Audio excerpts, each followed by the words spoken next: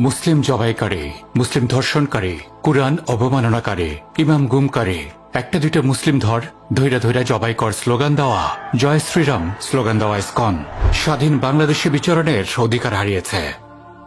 আজ যদি আমরা এই জঙ্গি ইসকনকে না থামাতে পারি, লিখে নিন, কাল তারা আমাদের ঘরে ঢুকবে জয় শ্রীরাম বলে। আমাদের মা বোনদের ধর্ষণ করার জন্য তাদের গোপন মিশন আছে, যে মিশনের জন্য তারা নিবেদিত। তাদের কলিজার ওজন অনেক বেড়ে গেছে, তাদের কলিজার ওজন অনেক বেড়ে গেছে।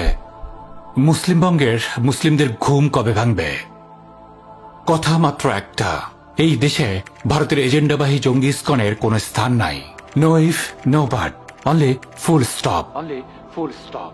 যদি আমরা আমাদের সন্তানদের, আমাদের মা বোনদের, আমাদের আলেম ওলামাদের জঙ্গি ধর্ষকদের হাত থেকে নিরাপদ রাখতে না পারি, আমাদের মা বাবা আমাদের হারিয়ে ফেলুক।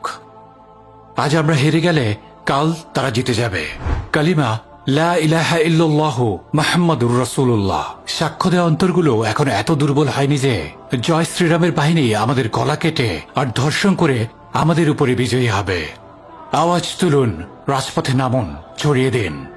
কথার শুরু এবং কথার শেষ ইসকন নিষিদ্ধ করেই তবে থামবে বাংলাদেশ। ইসকন নিষিদ্ধ করেই তবে থামবে বাংলাদেশ।